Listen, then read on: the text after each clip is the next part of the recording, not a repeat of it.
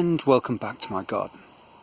They say that money makes the world go round, and they also say that it's the root of all evil.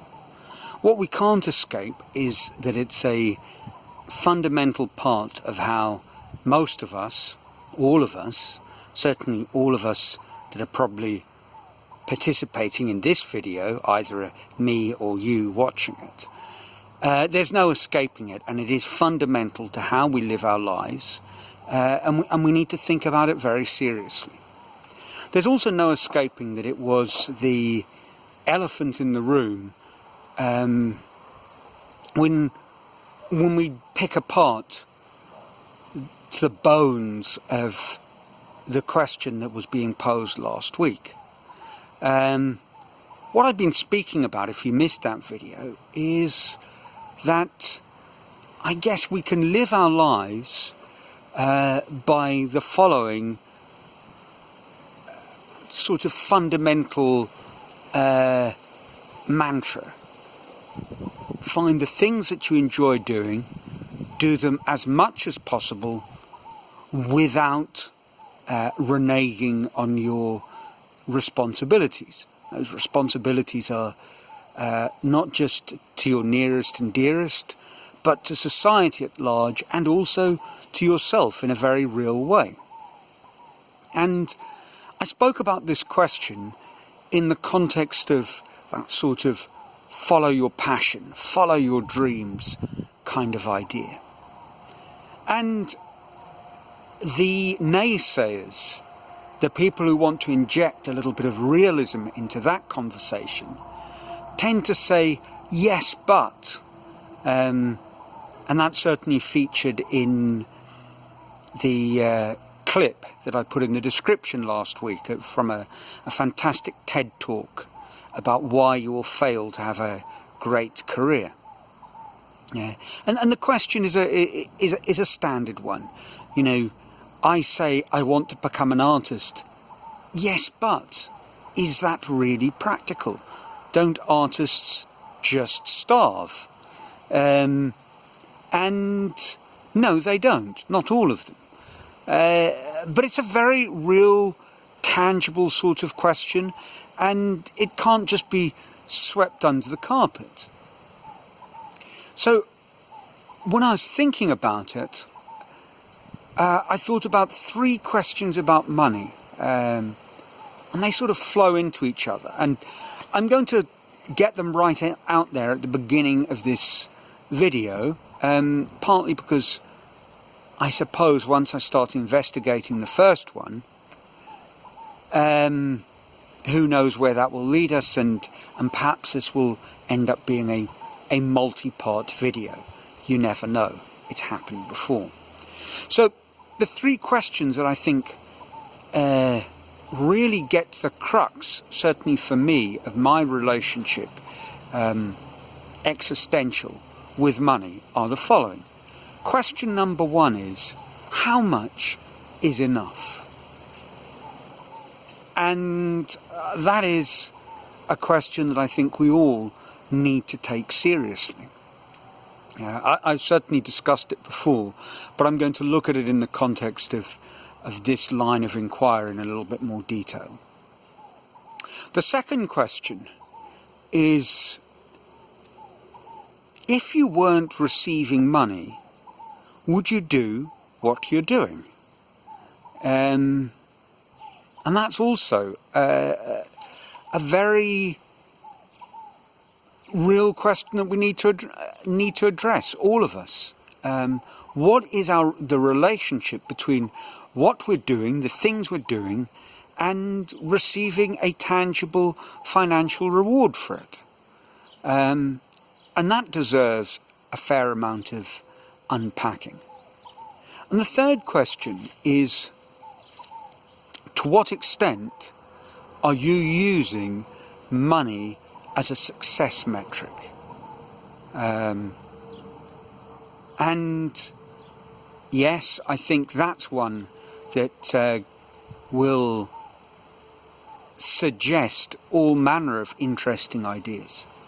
Now, what I'd like to contend before I go any further is that these questions are relatively easy to put in terms I have. And the answer that you have might roll off the tongue equally easily. But I think they warrant a deep dive, careful consideration, unpacking. And irrespective of what answer you get, I think there are questions that will provoke, if you try to answer them really, really honestly, and answer them in a way that actually involves weighing up how you live your life currently, why you're doing the things you're doing. I think the answers that you get will be very illuminating. So let's go back to the first question, how much is enough? And for me, this question, I suppose, to look at it, I'm not asking this simply from a sort of minimalist, anti-greed perspective. I'm asking it in a more straightforward way, and here's how I first actually really started to relate to the question. If I wind back all the way to my time working in Sao Paulo, at the time when I arrived in Sao Paulo, I arrived on what is, I suppose, simply called a foreign contract. International schools have various contractual relationships, partly because of your legal status in the country, but also because of your role within the school.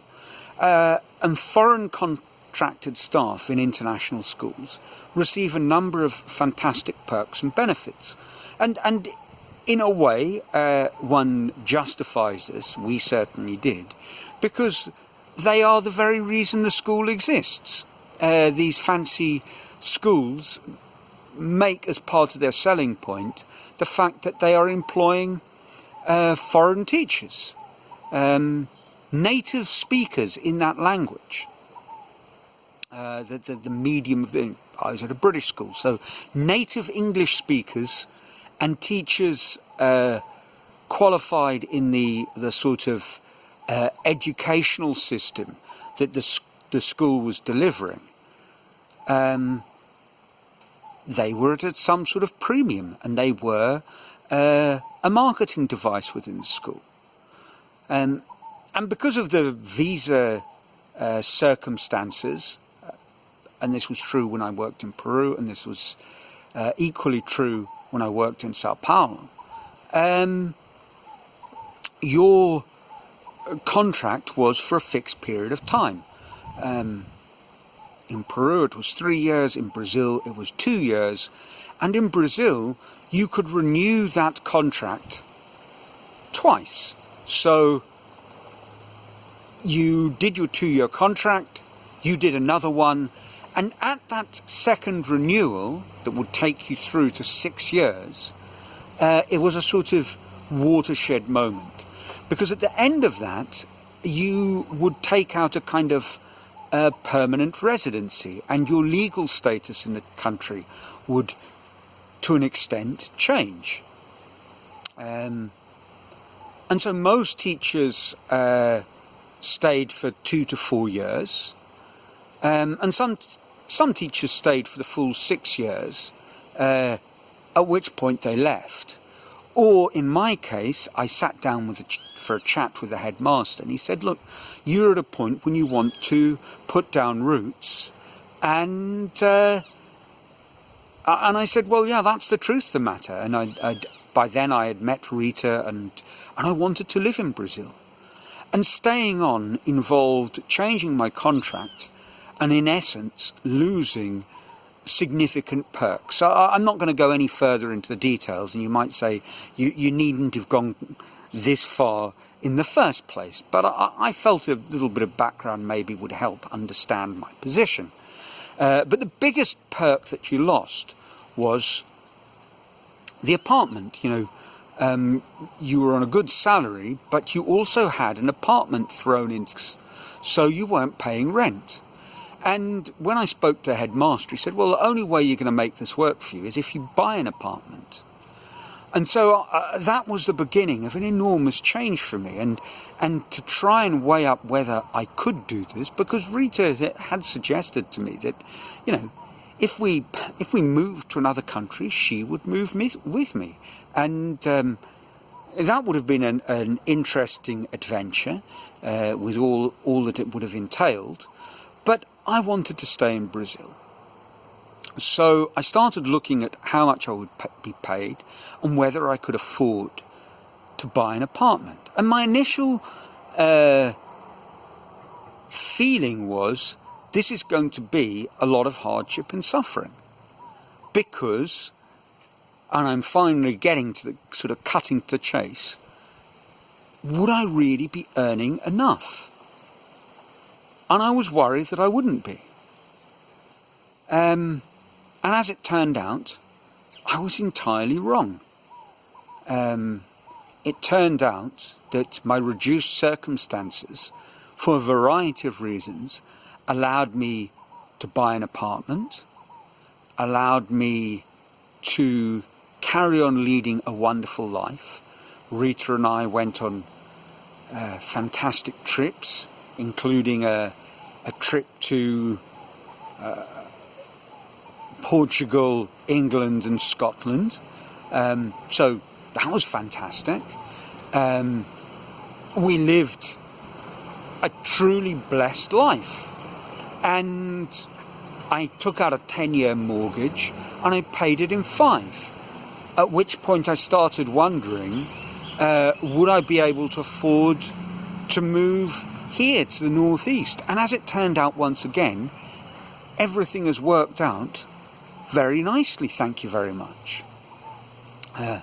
Now, I'm saying all of that because it might have been that when I started to examine the question, I reached the conclusion that no, what I was earning would not have been enough. And that was certainly a conclusion I reached when I lived in Peru. After my business had failed, the bar restaurant, I went back teaching at the school, again on a sort of changed contractual status, and I was earning considerably less. And it became very clear to me that whilst it was an okay life, the answer to the question, is it enough? No, it wasn't. And in taking that further, I ended up moving to Brazil. But I say all of this because, you know, I looked at it to answer that question. And for me to look at it at those two different moments in my life, it required me to take stock of the situation. And the second time, when I started examining the question of whether I should sign on the dotted line, as it were, I started actually gathering data. I started recording my expenses. I started really answering that question from a position of detail. You know, where does my money go, and why is that important? What is really necessary to me, and what is actually just a habit?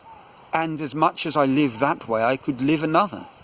And to answer those questions from a financial perspective requires you to actually dig deep into your current lifestyle and,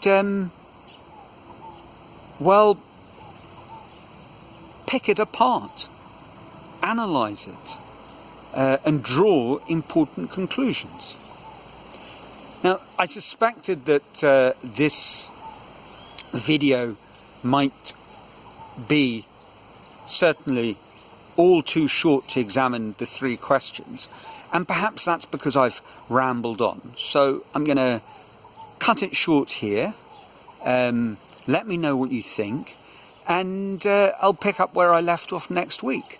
But I would appreciate comments and feedback. So until next week, from a sunny Brazil, I trust you're feeling well, safe and secure, that your lives are filled with joy, and ciao.